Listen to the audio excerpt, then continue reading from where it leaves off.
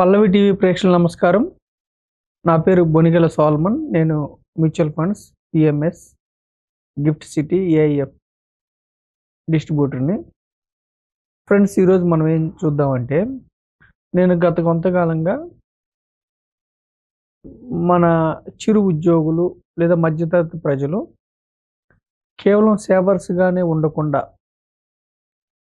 Investment వైపు రండి అని చెప్తున్నాను. ఇన్వెస్ట్మెంట్ ఎక్కడ రమ్మంటే క్యాపిటల్ మార్కెట్స్ వైపు రండి, దృష్టి సారించండి.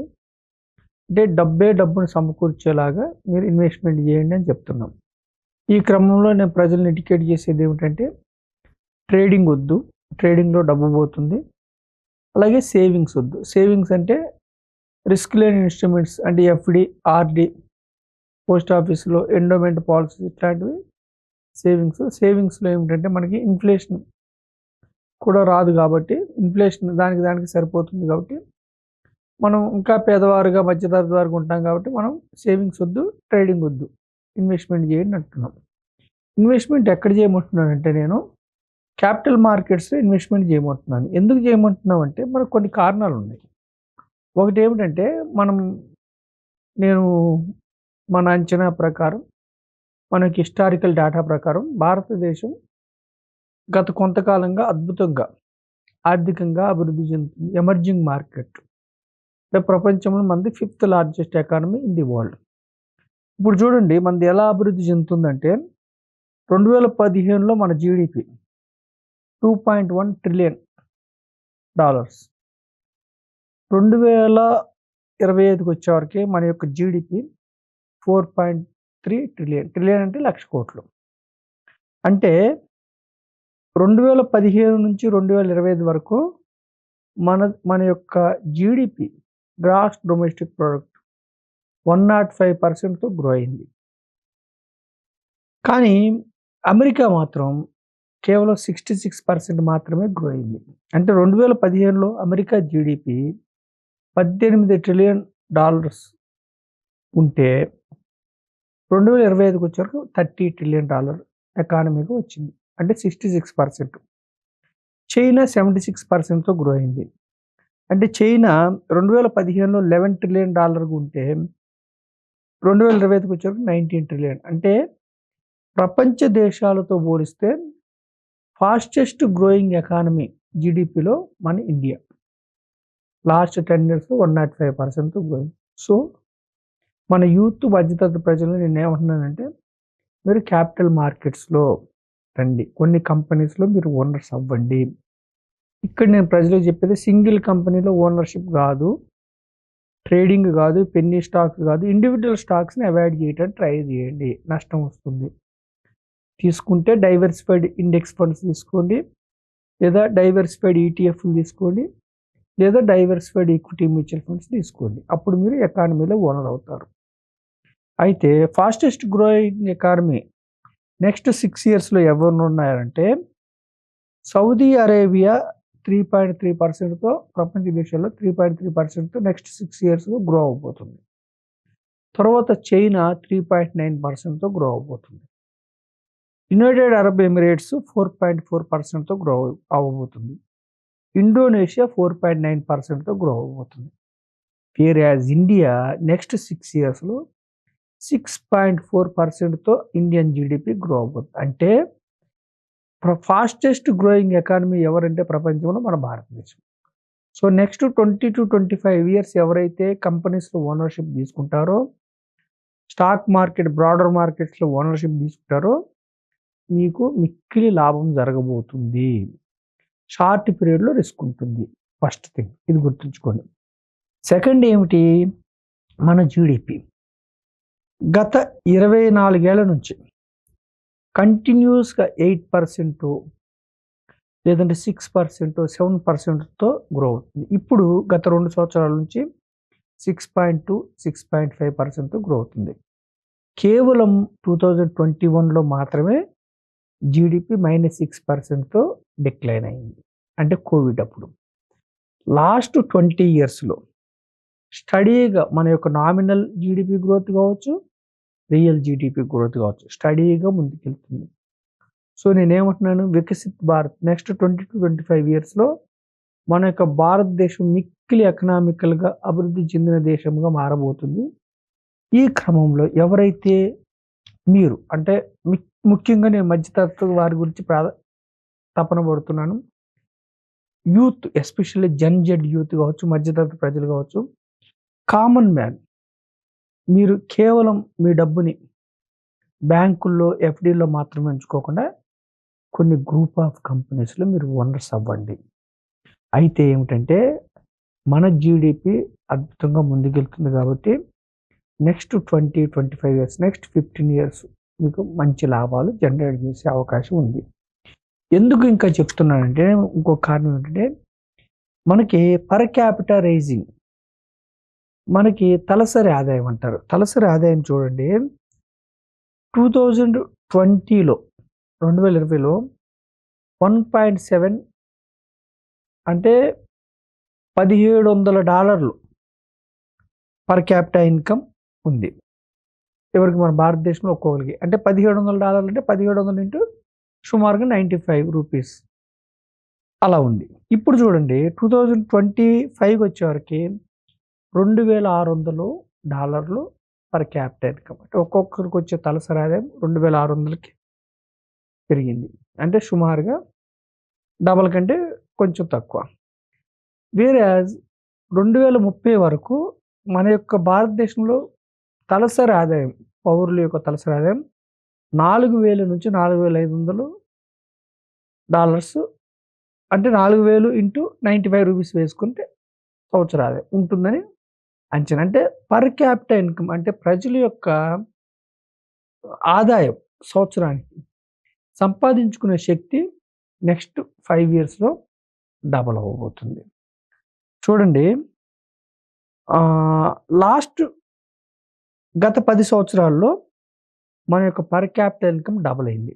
అంటే ఇప్పుడు 2025కి $2,880 పర్ క్యాపిటల్ ఇన్కమ్ ఉంది. తర్వాత ప్రపంచ దేశాల సేవింగ్స్‌తో పోలిస్తే మన సేవింగ్స్ పర్సెంటేజ్ అంటే మన భారతదేశ ప్రజలు దాచుకునే స్వభావం గల వ్యక్తులు. ప్రపంచ దేశాల్లో కేవలం 27% పీపులే దాచుకుంటుంటే మన దేశంలో 29.3% పీపుల్ దాచుకుంటున్నారు. తర్వాత ఏమిటంటే 2030 వరకు మన యొక్క పర్ క్యాపిటా ఇన్కమ్ తలసరి ఆదాయం $4,000 నుంచి 4.5 అంటే $4,500 మనం ఎక్స్‌పెక్ట్ చేస్తున్నాం. సో అంటే ఇదేమిటంటే మనకి చైనా, అమెరికాతో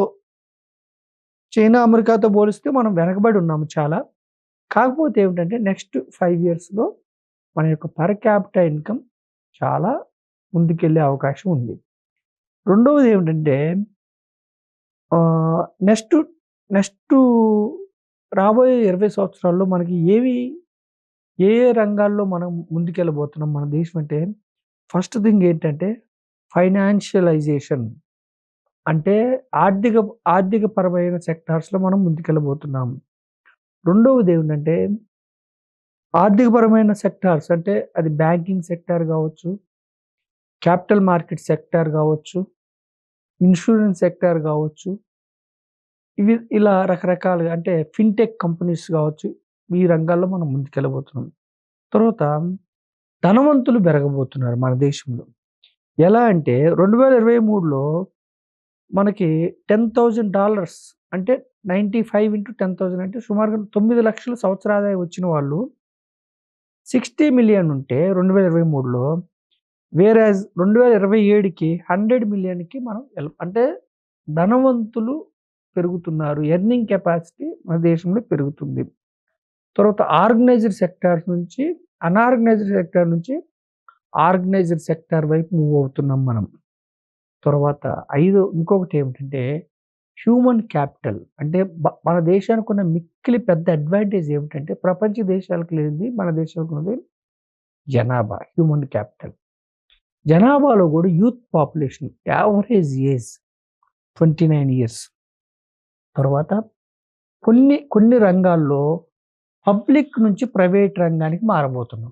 ఏమేమి రంగాలు అంటే విమానయాన రంగాలు కావచ్చు, అలా కొన్ని రంగాల్లో మనం అంటే విమానయాన రంగాల్లో పబ్లిక్ సెక్టార్ నుంచి ప్రైవేట్ సెక్టార్‌కి మారుతున్నాం. చూడండి ఇప్పుడు ఫైనాన్షియల్ సెక్టార్ ఎలా అభివృద్ధి చెందుతుంది మన దేశంలో అనడానికి ఒక ఉదాహరణ చెప్తున్నా నేను. లాస్ట్ 2 డికేడ్స్‌లో ఫైనాన్షియల్ సెక్టార్ ఎంత అభివృద్ధి చెందిందో చూడండి. ఇప్పుడు ఎస్‌బీఐ ఫండ్స్ మేనేజ్మెంట్ ప్రైవేట్ అంటే SBI mutual funds profit after tax 2005లో వాళ్ళకి టాక్స్ తీసేసిన తర్వాత లాభము కేవలం 15,00,00,000 ఎస్‌బీఐ మ్యూచువల్ ఫండ్‌కి 2005లో టాక్స్ తీసేసిన తర్వాత వచ్చిన లాభం కేవలం 15,00,00,000. వేరాజ్ 2025లో 2,500 క్రోర్స్ అంటే 2005 నుంచి 2020 20 సంవత్సరాల్లో ఎక్కడ 15,00,00,000 లాభం, ఎక్కడ 2,500 కోట్లు. అంటే అంత ఫైనాన్షియల్ సెక్టార్‌లో అంత బెనిఫిట్ ఎస్‌బీఐ మ్యూచువల్ ఫండ్ కంపెనీకి జరిగింది. అలాగే స్టేట్ బ్యాంక్ ఆఫ్ ఇండియా 2005లో ప్రాఫిట్ ఆఫ్టర్ టాక్స్ అంటే టాక్స్ కట్టిన తర్వాత వచ్చిన లాభం కేవలం 4,300 కోట్లు. ఎప్పుడు 2005లో. ఈరోజు 2025కి నేను చెప్తున్నా. అంటే ఇప్పుడు 2026లో ఉన్నాం. 2025కి 70,000 కోట్లు ప్రాఫిట్ ఆఫ్టర్ టాక్స్. అంటే బ్యాంకింగ్ సెక్టార్‌లో కొన్ని బ్యాంక్ కంపెనీస్ ఎలా అభివృద్ధి చెందుతున్నాయో మనకు అర్థమవుతుంది. అలాగే ICICI Prudential asset management company. ఇప్పుడు 2025లో 2005 డేటా లేదు. 2025లో 2,600 కోట్లు ప్రాఫిట్ ఉంది. ఇక్కడ చూడండి మనకు ఓవరాల్‌గా చూస్తే banking, financial sector, insurance, banking, financial services and insurance company sector యొక్క మార్కెట్ క్యాపిటలైజేషన్ అంటే ఏమిటి? Number of stocks into share value. 2005లో 1,80,000 కోట్లుంటే ఈరోజు 91,00,000 కోట్లు. అంటే banking and financial sector and insurance కలిపితే 2005లో కేవలం 1,80,000 కోట్లు మాత్రమే మార్కెట్ క్యాపిటలైజేషన్ ఉంటే 2025కి వచ్చేవరకు 91,00,000 కోట్లు. అంటే ఎంత ఈ 2 డికేడ్స్ లాస్ట్ 2 డికేడ్స్‌లో ఇండియా ఎంత ట్రాన్స్‌ఫార్మ్ అయింది క్యాపిటల్ మార్కెట్స్‌లో అన్నది మీరు చూసారు. అంటే లాస్ట్ 2 డికేడ్స్‌లో ఇంత పెరిగితే నెక్స్ట్ 2 డికేడ్స్‌లో ఇంకా క్యాపిటల్ మార్కెట్స్ ద్వారా ఎంత అభివృద్ధి చెందబోతుందన్నది నేను ఇప్పుడు చెప్తున్నా చూడండి. ఇప్పుడు మనకి మ్యూచువల్ ఫండ్స్ ఏఈఎం, జీడీపీ రేషియో. మన మ్యూచువల్ ఫండ్స్ ఏఈఎం ఎంత ఉంది? సుమారుగా 80,00,000 కోట్లు ఉంది. జీడీపీ $4 ట్రిలియన్ పైన ఉంది జీడీపీ. మన మ్యూచువల్ ఫండ్స్ ఏఈఎం టు జీడీపీ ఎంత ఉందంటే 2015లో మ్యూచువల్ ఫండ్ పెనట్రేషన్ ఎంత ఉందంటే 9% ఉంటే 2015లో ఈరోజు 2025కి వచ్చే 20%కి వచ్చింది. మన యొక్క మ్యూచువల్ ఫండ్స్‌లో జీడీపీ రేషియో 20% ఉంటే వేరేజ్ అభివృద్ధి చెందిన దేశాల్లో 64% ఉంది. అంటే మ్యూచువల్ ఫండ్స్ ఏఈఎం పెరగటానికి మిక్కిలి అవకాశం నెక్స్ట్ 20-25 ఇయర్స్‌లో మన మ్యూచువల్ ఫండ్స్ ఏఈఎం పెరగడానికి మిక్కిలి అవకాశం ఉంది. మ్యూచువల్ ఫండ్స్ ఏఈఎం పెరగటం అంటే ఏమిటి? మన ప్రజలు ఇన్వెస్ట్ చేసుకొని వాళ్ళు ఈ కంపెనీస్‌లో అంటే క్యాపిటల్ మార్కెట్ కంపెనీస్‌లో ఓనర్‌షిప్ తీసుకొని మార్కెట్ క్యాప్ పెరిగితే వాళ్ళకే లాభాలొస్తాయి. అంటే ప్రజలకే లాభాలొస్తాయి. అంటే ఇప్పుడు అదే యూఎస్ చూస్తే mutual funds ఏఈఎం to GDP ratio 124% ఉంది. అదే కెనడా చూస్తే 85% ఉంది. అదే ఫ్రాన్స్ 81%, బ్రెజిల్ 73%, అలాగే UK 59%, Germany 58%, Japan 55%, South Africa 50%, China 21%. Whereas India మాత్రం 20%లో ఉంది. అంటే mutual fund AUM to GDP ratio. So ఇక్కడ నేను చెప్పేది ఏమిటంటే ప్రజలకి అంటే మీరు కేవలం యూత్ ఎస్పెషల్లీ జెడ్ యూత్ తర్వాత మధ్యతరగతి ప్రజలు కేవలం సేవర్స్ అంటే బ్యాంక్లో మాత్రమే డబ్బులు ఉంచుకొని కేవలం 6%, 7% గ్యారంటీడ్ ఇంట్రెస్ట్ తీసుకుంటూ ఉండకుండా ఇన్వెస్ట్మెంట్ రండి. క్యాపిటల్ మార్కెట్స్ ఇన్వెస్ట్మెంట్ వైపు రండి. మన దేశానికి నెక్స్ట్ 20-25 ఇయర్స్‌లో వికసిత్ భారత్ అంటే మ్యానుఫ్యాక్చరింగ్ రంగంలో అభివృద్ధి చెందబోతున్నాం. ఫైనాన్షియల్ రంగంలో అభివృద్ధి చెందబోతున్నాం. దేశ జనాభా మిక్కిలి బాగుంది. జీడీపీ బాగుంది. జీఎస్టీ కలెక్షన్స్ బాగున్నాయి. గవర్నమెంట్ క్యాపెక్స్ బాగుంది, ప్రైవేట్ క్యాపెక్స్ బాగుంది. So last 2 years Trump positions వల్ల కావచ్చు, ఎక్స్టర్నల్ యుద్ధాల వల్ల కావచ్చు, మార్కెట్స్ పెద్దగా పెరగలేదు. ఇది మీరు గోల్డెన్ ఆపర్చునిటీ కింద తీసుకొని మళ్ళీ ఇన్వెస్ట్మెంట్ వైపు రండి. ట్రేడింగ్ వైపు వద్దు, ఇన్వెస్ట్మెంట్ వైపు వస్తే next 20 to 25 years or 10 to 15 ఇయర్స్లో మీరు మిక్కిలి డబ్బులు సంపాదించుకొని హ్యాపీగా ఉంటారని నేను మనస్ఫూర్తిగా నమ్ముతున్నాను. మీకు ఏమైనా డౌట్స్ ఉంటే నా నంబర్కి కాల్ చేయండి. కృతజ్ఞతలు.